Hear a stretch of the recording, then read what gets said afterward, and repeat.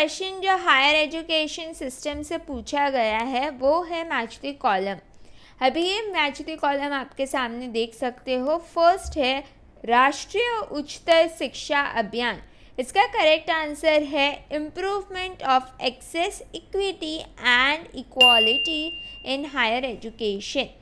Option B दिया गया है global initiative on academic network.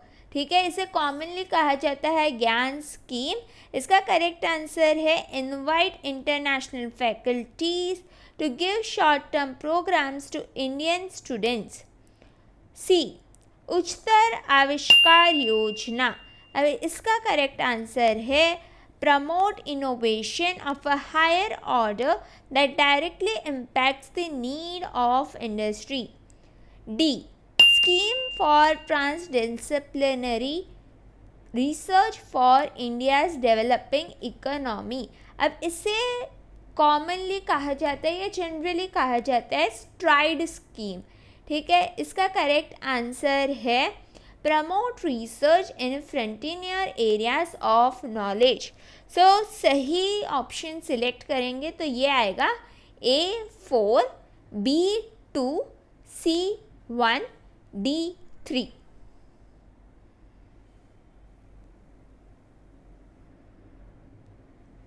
Next question जो पूछा गया है from higher education system, Who among the following established the Central Hindu Girls at Banaras with the object of imparting Western education to girls?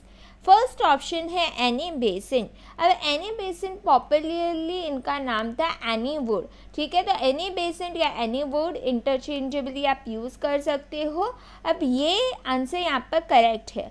क्यों correct है? Because इन्होंने found किया था central Hindu college in year 1898 जो था वाराणसी में situated. अब ये कॉलेज लेटर ऑन गिफ्ट की गई थी टू पंडित मदन मोहन मालवीय, और पंडित मदन मोहन मालवीय ने ये कन्वर्ट कर दिया ये सेंट्रल हिंदू कॉलेज को इनटू बनारस हिंदू यूनिवर्सिटी। तो यहाँ पर करेक्ट आंसर है Annie Besant. Second Sarojini Naidu, ये नाइटिंगेल ऑफ इंडिया है, ये भी इनकरेक्ट ऑप्शन है। राजा राम मोहन रॉय, ये भी इनकरेक्ट है। अच्छा, यहाँ पे जो राजा है राजा राम मोहन रॉय में ये टाइटल मिला था जब दिल्ली में अकबर टू रूल करते थे, तो इन्होंने ये टाइटल राजा दिया था राम मोहन रॉय को। ठीक है, कुछ इंटरेस्टिंग फैक्टर था तो मैंने सोचा बता दूँ। फोर्थ ऑप्शन है ईश्वर चंद्र विद्यासागर। अब विद्यासागर भी अगेन टाइटल दिया गया है ईश्वर चंद्र जी को। विद्यासागर का मतलब होता है ओशंस ऑफ नॉलेज। ठीक है, सो यहाँ पर ये भी इनकरेक्ट आंसर है। सो करेक्ट आंसर यहाँ पर है option number 1 Annie Besant. Next question पूछा गया है which of the following must be ensured by a 21st century higher education teacher. Number first A दिया है preparing students to a higher order thinking skills, एकदम correct है। B placements of students. अब ये majorly ये deal करते हैं placement officers, placement coordinator. ठीक है, तो ये इनकरेक्ट होगा। सी यूजिंग डिजिटल रिसोर्सेज। अब डिजिटल रिसोर्सेज क्या होता है? कोई सॉफ्टवेयर प्रोग्राम हो गया या वेबसाइट हो गया, जो एप्स होती है जो स्टूडेंट्स की लर्निंग में मदद करे। ठीक है, तो उसे हम कहेंगे डिजिटल रिसोर्सेज। अब ये भी 100% करेक्ट है, 100% एक्यूरेट है। D interaction with bright students only. अब ये स्टेटमेंट गलत है क्योंकि कोई भी टीचर हो उसे पार्शियल नहीं होना चाहिए, उसे कभी बायस नहीं होना चाहिए, उसके कोई प्री कंसीव नोशंस नहीं होने चाहिए कि ये बच्चा ब्राइट है, ये बच्चा नॉन ब्राइट है। सो यस, कभी भेदभाव नहीं करना चाहिए। तो डी गलत होगा। ई इंटरडिसिप्लिनरी अप्रोच। अब इसके लिए भी थम्स अप है क्योंकि ये एक highly engaging learner centric approach है। सो हर एक टीचर को authentic real life learning environment देना चाहिए स्टूडेंट्स को, जो हेल्प करे क्रिटिकल थिंकिंग में, प्रॉब्लम सॉल्विंग स्किल्स में. So I hope this is clear. अब देखते हैं पेयर सिलेक्ट करने को कहा गया था. Choose the correct answer from the options given below. जैसे कि मैंने आपको ऑलरेडी समझा चुकी हूँ, यहाँ पर करेक्ट आंसर होगा option number 1, A, C and E only. A, preparing students towards higher order thinking skill. C, using digital resources. E, interdisciplinary approach. आइए देखते हैं next question which is a statement based question. Given below are two statement. Statement 1 says Swayam Prabha consists of a group of 34 DTH channels using GSAT 15 satellites on 24/7 basis. अब ये statement 100% correct है. स्वयं प्रभा एक ऐसा group है जहाँ पर टेलीकास्टिंग होती है हाई क्वालिटी एजुकेशनल प्रोग्राम्स और 24/7 होती है थ्रू GSAT 15 सैटेलाइट्स. एकदम करेक्ट है.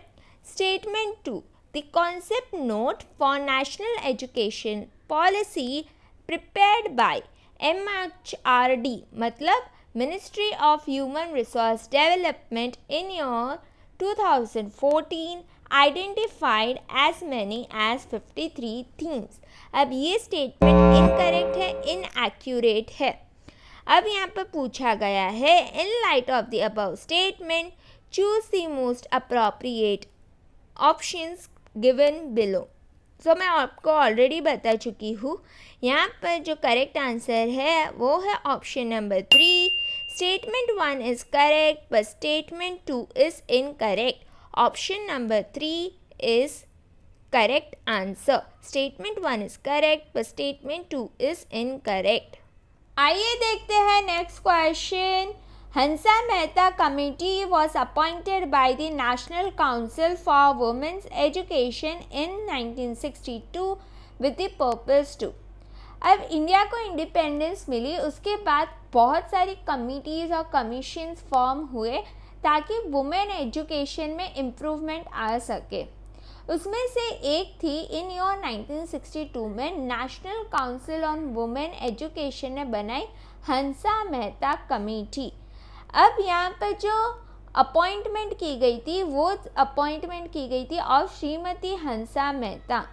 अब ये हंसा मेहता कमेटी में रिकमेंडेशंस दिए गए थे. ठीक है, पहला जो रिकमेंडेशन था कि जो प्राइमरी स्कूल लेवल में है उसमें कोई भी भेदभाव नहीं होगा बॉयज़ और गर्ल्स में. मतलब दोनों के ही कॉमन करिकुलम रहेंगे. बॉयज़ के लिए भी सेम करिकुलम और गर्ल्स के लिए भी सेम करिकुलम. सेकंड ये था कि जो फीमेल टीचर्स है प्राइमरी स्कूल में फीमेल टीचर्स को इंक्रीज़ किया जा सके. सो वुमेन टीचर्स को इंक्रीज़ करे इन प्राइमरी स्कूल. ये सेकेंड रिकमेंडेशन थी. थर्ड ये थी कि गर्ल्स को नेसेसरी फैसिलिटीज़ दी जाए जैसे कि स्कॉलरशिप, फ्री ट्रांसपोर्ट हो गया. ठीक है, फिर जो और एक रिकमेंडेशन है इम्पॉर्टेंट वो बहुत अच्छी है कि जो सिंपल नीडल वर्क है मतलब सिलाई, कढ़ाई, कुकिंग, म्यूज़िक, डांस, ये बॉयज़ और गर्ल्स दोनों के लिए होनी चाहिए. और होम साइंस जो है वो दोनों ही बॉयज़ और गर्ल्स को 8th ग्रेड तक पढ़ना चाहिए. सो ये सारी रिकमेंडेशंस थी. अगर आपको ये पता है तो ये क्वेश्चन सॉल्व करना आपके लिए काफ़ी ज़्यादा इजी हो जाएगा. Number 4, carry out inspection of schools in rural areas. Number 2, examine the differentiation of curriculum for boys and girls at all stages of education. Number 3, establish science laboratories in university. Number 4, formulate policy for use of educational satellites for rural areas. तो सबसे जो correct answer है वो है option number 2, examine the differentiation of curriculum for boys and girls at all stages of education. उम्मीद करती हूँ कि ये पांचों क्वेश्चंस आपको समझ में आ गए होंगे।